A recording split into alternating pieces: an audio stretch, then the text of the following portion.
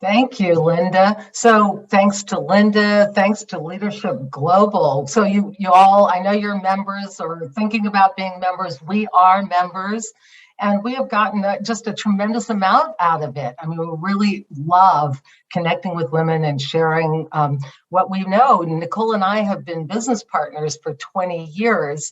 And so we're going to get into that to a minute, but I'm Jeanine Moss and my business partner is Nicole DeMeo. And together we own Outfront Solutions, which is a branding, marketing, and business development firm. And we work for all kinds of companies, middle market, enterprise level, some startups as well. And we really focus on the technology, gaming, media companies. And we've got a very big place in our heart for women's advancement. So we do a lot of work in women's advancement with different organizations, with women individually, with personal branding. And our goal is really to get more women into the C-suite and onto boards. So that's just a bit about Outfront. And that's, by the way, one of the reasons we're members of Leadership Global. They're just doing so much in that area, and the resources are so fantastic that we found it really helpful in that practice area. So Nicole and I have been doing media relations for pretty much our whole lives.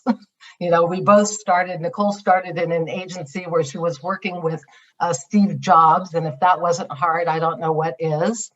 I promoted tourism for New York City for 10 years, which was pretty challenging. Had lots of crises to deal with and a lot of really good stuff, big promotional stuff. And so what we wanted to do recently, we were working with a gaming company, and this was a client of Nicole's. So Nicole and I have been, story. Yeah, I know. Nicole and I have been in business together for 20 years, mostly on, but sometimes we've diverged and gone in this way or that way. And Nicole went off and did some work in gaming, some significant work in technology and gaming. And so one of her clients came back, and that's the story that we're going to tell you about launching a female CEO right today. But before we jump in, one of the things that we always kind of want to do is kind of ground ourselves in, how we got here, accelerating our success, the stuff we've all learned in terms of supporting each other and collaborating together. And so we want to go over the Leadership Global Credo, right? Just to remind ourselves that what we want to do is cultivate authentic relationships with women around us. And together we rise, right?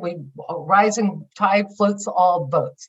And to act with courage. It's so often when we're pursuing our purpose to kind of go, it's just really difficult and scary. And to overcome that and keep going is really how you succeed. And Leadership Global really helps with that, being a supportive environment. And dedicate yourself fully to that path ahead, because as Nicole is always saying, I'm manifesting that. And that manifesting, I swear, Nicole has been manifesting most of what's the good stuff that's happened to us. So we encourage you to do that too. And being curious, that's one of the things that we in Outfront Solutions, we look for it with everything that we do, everybody we work with. Natasha has just joined our team here. And one of the big reasons we wanted her to join is she's a curious lifetime learner, right? Always growing. And so we're excited that she's going to be growing with us now. And also, our motto this year, just in Outfront Solution, is celebrate everything. And Leadership Global's motto, one of their credos, is celebrate each other. There's a lot to celebrate, even though life is difficult sometimes and we're overcoming a lot, but it's really important along the way to take a moment to be grateful for the little things that got us here and the people who helped us get us here. So just wanted to share that with you as we get started, because that's what our goal is today, is to share what we know, rise the tide, move forward strongly with courage, and succeed and grow. So here's what we're going to do today. We're going to first kind of ground you in media relations and what it used to be, because we were there, and what it is now because we're still here. And then we're going to talk about strategy, like how do you find your story? What are the key themes? How do you even approach that, right? And we're going to talk about the ecosystem around you. We wrote connections here, but that's really reflective of all the people, all the partners, all the different experiences you've had that you can draw into your media relations efforts. And Nicole's going to be illustrating that in the case study. And then the strategic way to execute, because it's not like it used to be. And earned media is hard to get. We're going to talk about why. So we're going to talk about how to be strategic about that. And then we want to leave a lot of time to talk about your specific situation, what you might be promoting at this time and wanting to get media relations for. So we're going to have ample time for that. So we're going to jump in talking about media relations. I'm going to hand it over to Nicole, who's going to lead this part of the discussion. All right. Hi. Good morning from San Francisco, and afternoon or evening, wherever you are. And thank you so much for being here. And thank you so much to Leadership Global and the C-Suite Network for having us, for allowing us to step forward and share our learnings and be a part of a really amazing community. So thank you again, Linda, and the whole team at Leadership Global and C-Suite Network.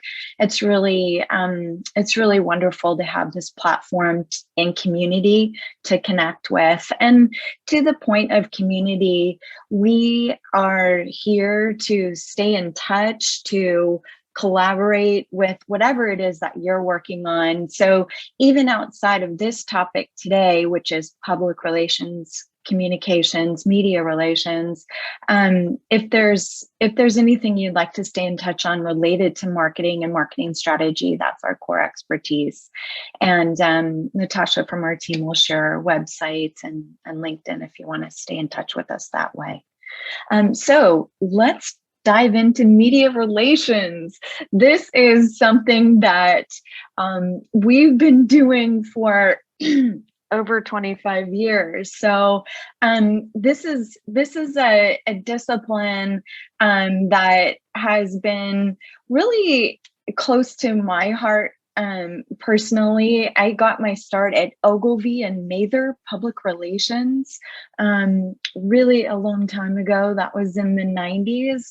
And from that day forward, have been, working in some sort of capacity with communications and media relations. And back in the day, things were very, very different.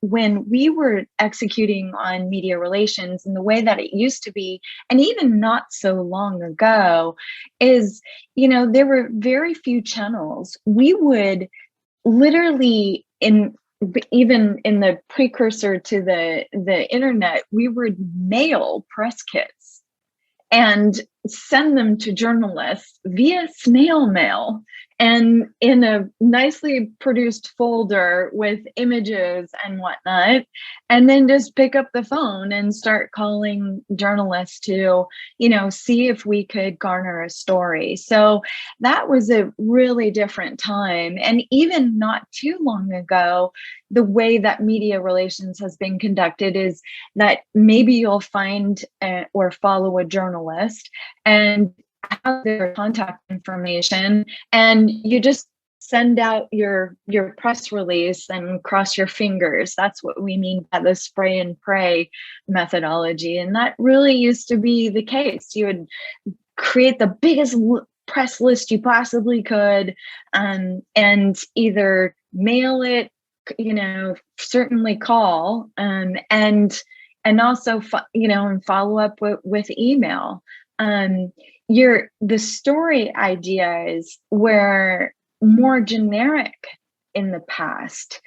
Today, we need to be super thoughtful and strategic about the story we are telling, making sure it is contextually relevant for that journalist, for today's times, markets, what have you.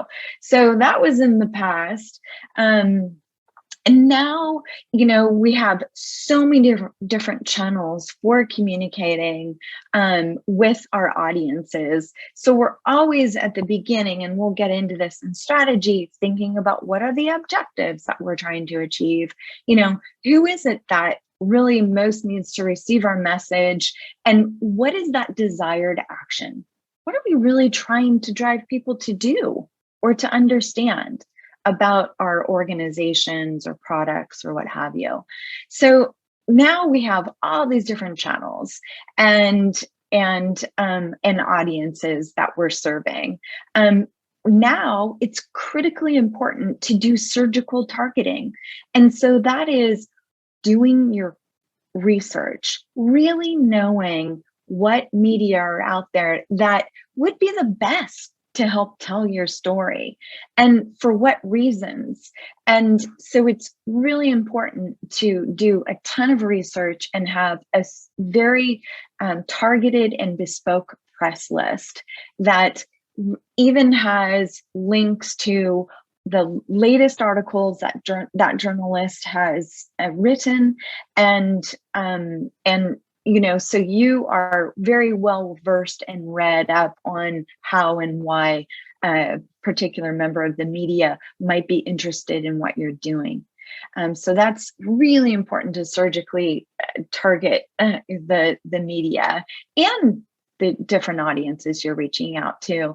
And so that means you don't have to spray and pray. It means you have to have a really thoughtful media list with fewer journalists. And it's really important that you're telling a story and really thoughtfully approaching these journalists in terms of what they know, who their audience is, who they're serving, because in the end, you really are there in a relationship with the journalist to help add value to their workday.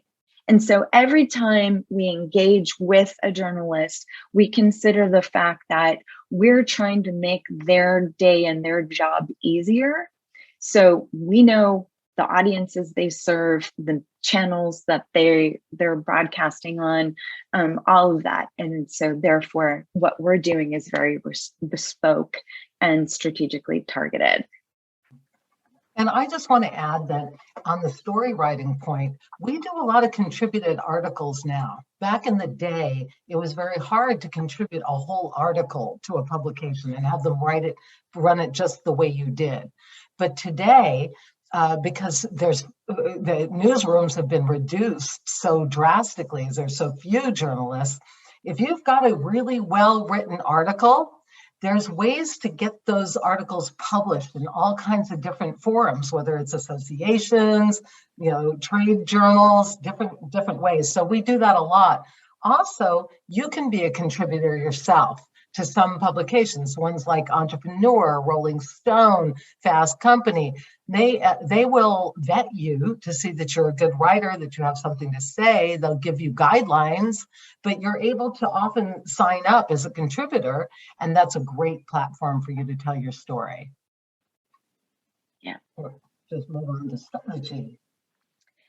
Yeah, so in terms of strategy, I kind of touched on this a tiny bit, but it's super important to think about what objectives are you trying to achieve. So we'll tell this story in a moment, and there's a headline off to the left there, which is about the case study that we'll share with you for Spike Games and this female CEO. But for that company in particular, in this announcement that we did for them, and that is part of our case study, we needed to help this CEO with attracting top talent. That was a major objective of this announcement. So, considering the objectives of the announcement, what it is that you're trying to achieve and what action you're trying to drive is really, really important to back into that storyline and how it is and who it is that you work with from the media. You want to gather your assets. So those could be visual assets. It's things like the logo, headshots, but not just a basic headshot, those days are done. You want to have something interesting in the photo. Maybe it's the team. Another thing that we really like to do is create visuals like infographics. And infographics really help nicely tell the story. And we have, example of one later. So, finding the story and being able to tell it visually as well as in prose is super important. So you want to suss out the personalities behind the leaders, maybe that your profile. You want to find relevant news tie-ins. So before we even approached this announcement and this launch for Spike Games, we read over 100 articles, knowing exactly in this particular company is in the mobile game space, right? So mobile social gaming space. And we read so many articles to make sure that we're really, really well versed. We knew the latest statistics in the market growth. We really knew everything that was happening around that particular market, and currently where the areas of controversy might be hidden. So doing your research and really understanding the news tie-ins is critical. You also really want to focus on doing your best to control the message. And I know that might sound like something that's not actually possible in working with the media, but you can by having a really thoughtful press release, by having a very targeted pitch, email to the journalist, and by, in the case of Spike Games, we executed on a pre-briefing strategy.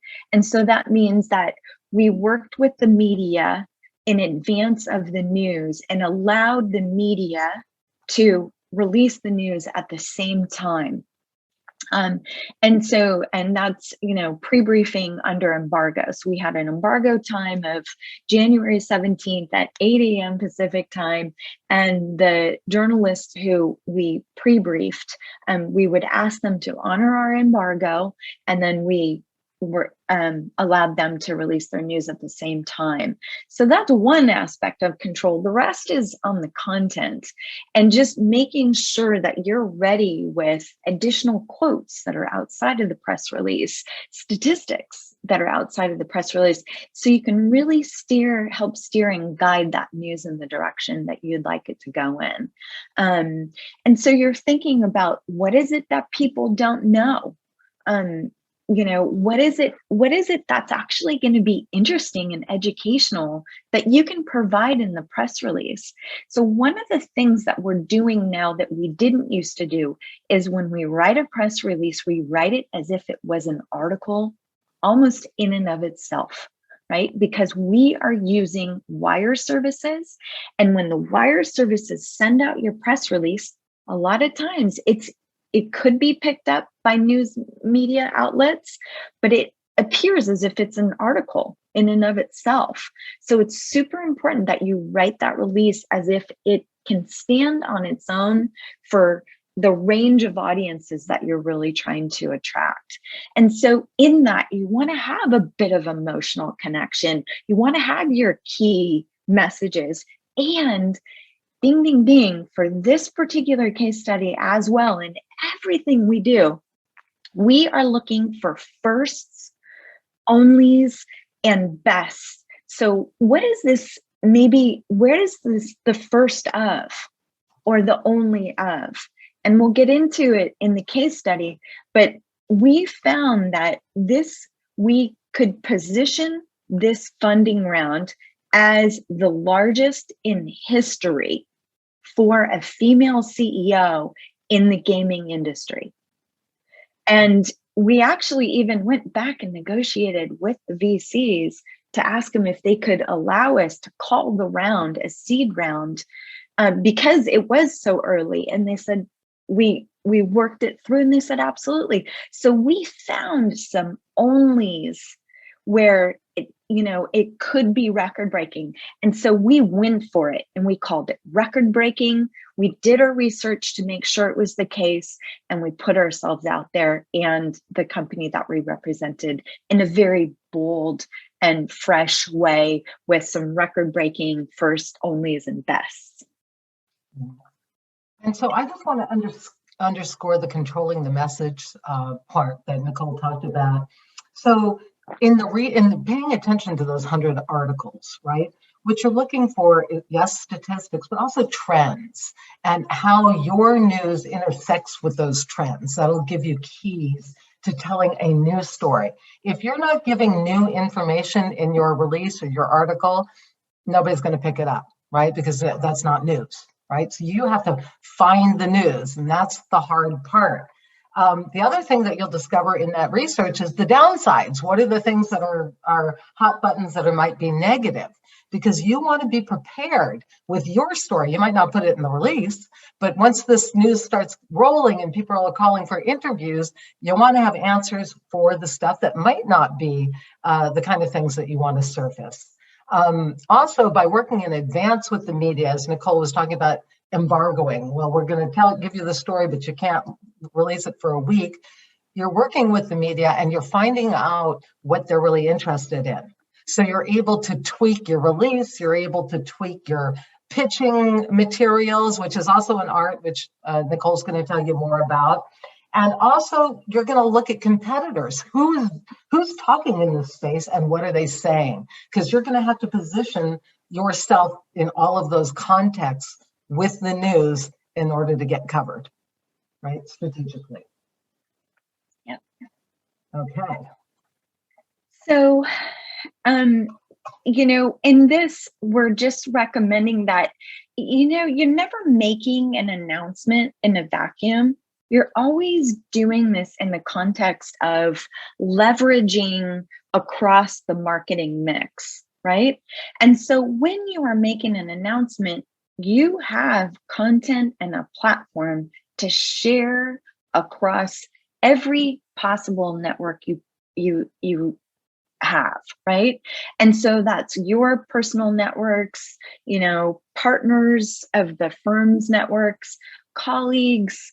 It's really important to grab quotes from people in and around the industry.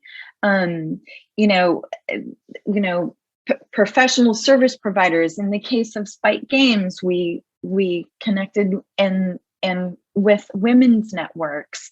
You have all these different platforms to share your news, spread it across these different entities.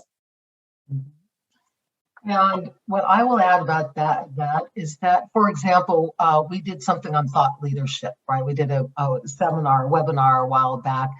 And we in preparing the materials, we actually called some of the experts in thought leadership, like Gladstone, very famous, right? And we got a quote from him to use in our materials. Now, when you get a quote from somebody really famous, right, and it's in your release, well, it's going to surface in SEO for sure. And often the person who you quoted is also going to amplify your news. So this kind of it's just an illustration of what Nicole's talking about, because all of these people and all of this network, adds to the reach of your effort, and also, makes you part of a community. Then they include you. We did a lot on that. She's going to tell you some news on that too. So let's talk about execution. Yeah.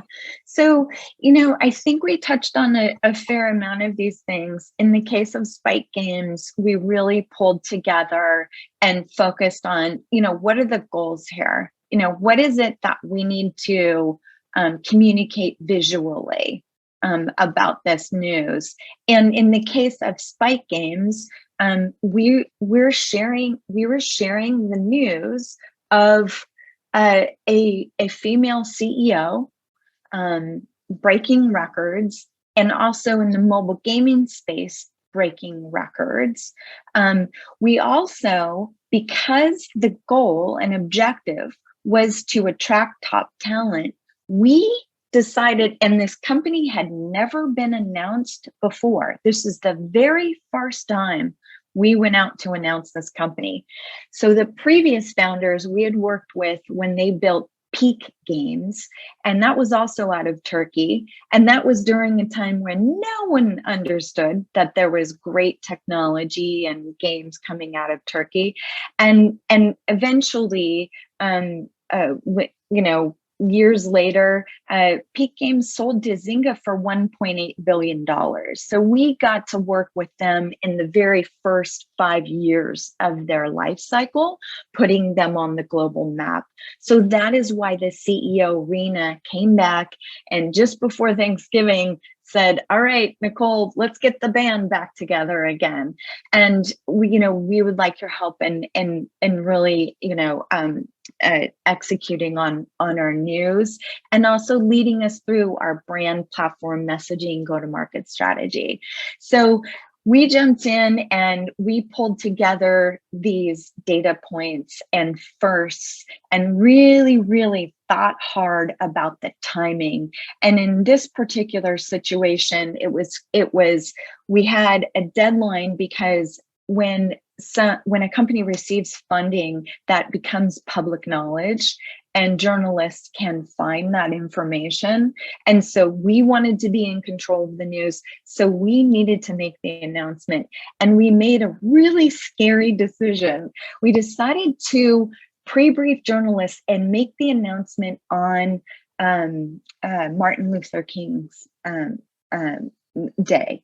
And we had a feeling that that wouldn't necessarily be a big news day for other things related to technology and gaming, so that we potentially had a very significant platform. So we really thought about that timing and decided to announce on a day that was actually a holiday. We also got a tip off that one of the biggest competitors to Spike Games might be announcing a monster venture capital round, like completely eclipsing $55 million of seed, which is hard to believe, but in today's funding rounds, that happens all the time. And so we had a feeling that this other company was going to announce, and they hadn't so far. So we were trying to get ahead of it. So we worked really hard. We honed in this bespoke media list. We reached out under embargo. We leveraged the heck out of personal relationships. Either, Jeanine and I had media relationships, or we even collaborated with the venture capital firm, Griffin Gaming Partners, to see what relationships they had deeply in the media to see if that would help. Ultimately, they got a little busy, so it didn't necessarily add a lot, but there were opportunities to copy the venture capitalists in some of the outreach. And there was a potential of hijacking the news, which I'll give it to you later. We ended up being able to do successfully. So we put out this really incredible news as its own sort of news story, right? It's record breaking. It's a $55 million seed round with a female CEO, which is really an incredible joy to be able to celebrate that. And in the world of mobile games, where we're also highlighting the backgrounds of the former leaders to make the company very attractive to talent, to signal to the market we had this incredible experience. And we really literally considered and manifested and wrote in such a way that we were positioning them as a unicorn from day one. Yeah, I was going to underscore that point. A couple things I want to underscore. Number one is about the infographics and visuals. The whole idea of those is to get more real estate in the media. In other words, right? You don't just want, hey, Spike Games did this and it's a female CEO. No, we want in-depth story. We wanted imagery. We want to stand out on the page. We want to be on the first page of whatever media is covering us. So always look for interesting visuals, and they don't have to be that complicated. The statistics that you pull out of your research, you can turn that into an infographic. Just give it some good graphic look, and a lot of journalists will use that because they're desperate for imagery. So that's one point that I wanted to make. In regard to timing and news, and again, back to this research, in January, a ton of gaming acquisitions had taken place from Microsoft and Apple, lots of companies, Amazon, buying different companies in order to position themselves in the gaming space. And that came out in the research. So it was great to build on that in our story and say, yeah, as part of this momentum, as part of all this activity that's happening here, and you cite those sources, so the journalist, again, doesn't have to do a lot of work. They remember, and here's all the data they need to write their story, right? So that was really important. And the other thing I want to underscore is on the timing of the date. Nicole mentioned it was on Martin Luther King's birthday celebrated in the US, which was definitely not something we would typically do. But a second thing we would typically not do is launch on a Monday at all, because you want your Monday to be able to do some more pitching. But that's why we knew that the other companies probably weren't going to do it, because they had pro PR people, and we knew that. So we went, okay, good. Any pro PR person isn't going to go out on Monday. We're going to do that. And that worked out really well for us from a disruptive standpoint. Absolutely. So now we're just kind of going to tell you a little bit more about the story of Spike Games. Again, having a stage in the United States for a Turkish company. I mean, literally, they do not have a single employee in the United States. The company is based out of Turkey. The CEO is based out of Turkey.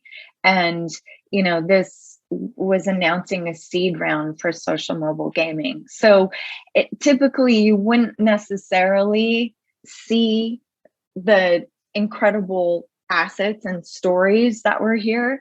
They did have a funding event, but again, funding events are a dime a dozen these days.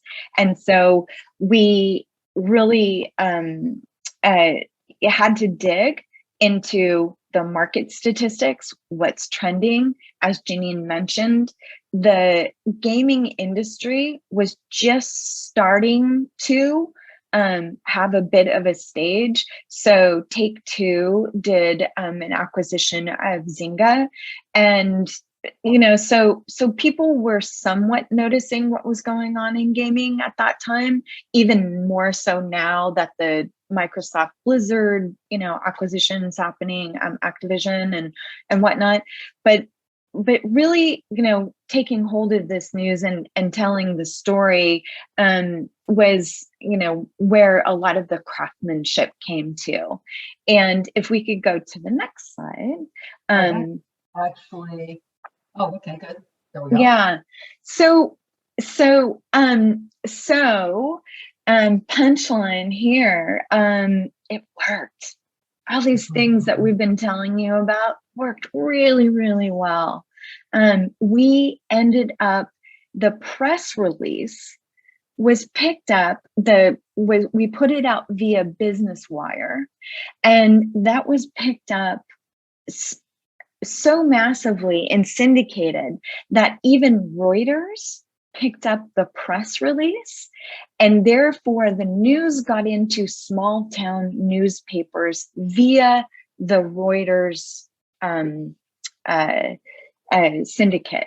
And so we were in small town papers in Tennessee and across the United States about a Turkish female CEO of a gaming company, right? We very, very thoughtfully briefed VentureBeat, TechCrunch, Pocket Gamer, Forbes in advance of the announcement date, working with them on giving them their own stories truly helping them with exclusive information. So with VentureBeat, they have GamesBeat, so they cover the gaming industry and venture capital. And we have a deep relationship with the key journalist there, Dean Takahashi, and we just spoon-fed him every data point that was going on in the marketplace so that he didn't have to do all the work. And we gave him the reasons how and why. They were the firsts and onlys. And so we really gave them a lot there. With Forbes, we worked with a journalist that covers female executives and women's advancement. And so we gathered all the statistics in gaming. A lot of people don't realize that gamers are not 25-year-old males. Actually, the gaming industry is slightly skewed female, and it's probably even higher than that. In mobile games, 65% of the market is female.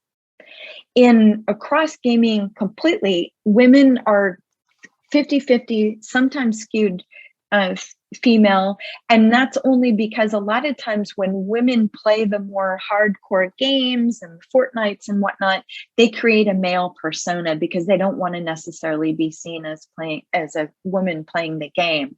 So we've got a lot of women in the marketplace who are game players and who need gaming products targeted to them. So we gave that story to Forbes. We said, listen, women are playing games. Women need to be developing these games companies in these places of leadership, creating this type of content that is attractive to the female market. So that was the angle we took there. With TechCrunch, we took a more futuristic technology angle where we guided the journalist in how and where the convergence of gaming and entertainment is all coming together, right? You see recently Netflix is doing a number of acquisitions in the gaming space. That's for good reason. Games engage people like no other form of entertainment. And actually games now have surpassed movies, books, and music in market size. So people are taking a look and this convergence is happening. And that was the story we gave there. So you see, we really worked very, very, very closely with these media outlets. And in, just about a week's time, we had 30 original articles. They were syndicated, 70 syndication. It just was really an incredible reach. And then top social media mentions, one of which was a leader in Turkey. And he posted about the news saying he was really proud of the female leadership of Turkey's stepping forward in gaming, and it literally blew up Twitter and the internet with our news. So it's really incredible. Now, this doesn't even include all of the media that rolled out in Turkey, which she was on the cover of Fast Company magazine, Turkey. So this was really what we like to call a rolling thunder. The other thing we'll mention is the fact that a lot of the mentions happened because this other competing company, another games company, raised $164 million round, making it, completely a unicorn, of course, in valuation. And when their news came out a couple days after ours, all of the media had a bit of a responsibility to include our news in their story. And so we just got a whole nother round of lift and pickup and SEO. And, these are just articles. This doesn't even tell the story of business impact. So after this happened, the talent, everyone in Turkey wants to work for this company, right? It's got this incredible leadership, and so that goal was achieved, the partnerships started to come from all over the world. And the company hadn't even launched their game officially yet. You can play it today and it's not officially launched, and it's beautiful, an amazing game, Royal Riches, but it hadn't even launched officially yet. And partners were coming, knocking on the door saying, we want to work with you. So the company really has achieved some incredible business goals. Did you want to add something to that, Jeanine? I do. I want to add a couple of things. First is about the wire service going out. And Nicole mentioned that it got picked up in its entirety. Your release should be well written. If it's really well written to the standard of the New York Times, that's our standard, it'll get picked up in its entirety. But even equally important or very important is that they're really good for SEO because it will live online, right? And it will have a long tail. So it's kind of like laying down your tracks for SEO across the board. So wire service is still a good way to go in releasing news that you want to hang around for a while. In regard to working with the journalists, Nicole was talking about how venture beats in the gaming space, and so they got a lot of attention because that's like super core to our business, right? But so when there is media that is super core to what you want to do, you're going to work with them and you're going to give them access to your people, to your CEOs for interviews and your board members. And that's what Nicole was meaning by saying special information, special access. Yes, the targeting of the story is critical, but then also special access that other people might not get that will make their stories different, you know? Mm-hmm. And so what I wanted to say too is that we were talking, Emily asked about, are women, who has time for games? And that has always been my point of view too. I don't have time. If I have a second, I'm going to navel gaze with it. I'm not going to, play a game.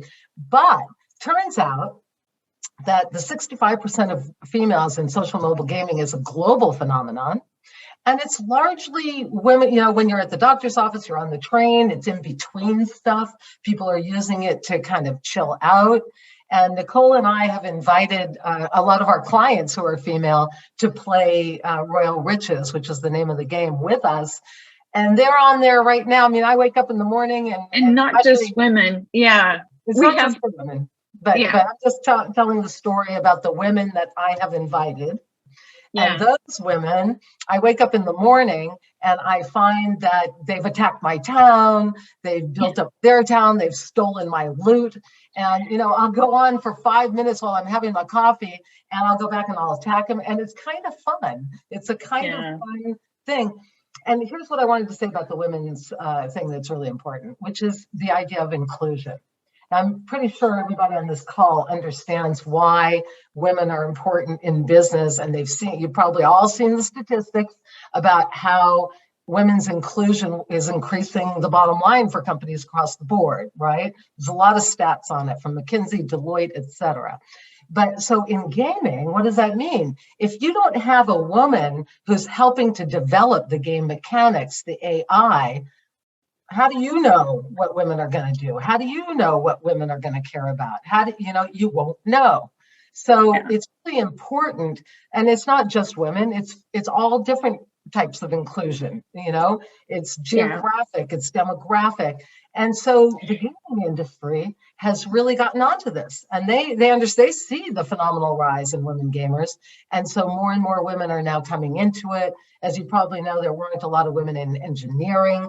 Now there's more. So it's really important that we step up and we get leadership roles in these companies so that we can create the products that we want.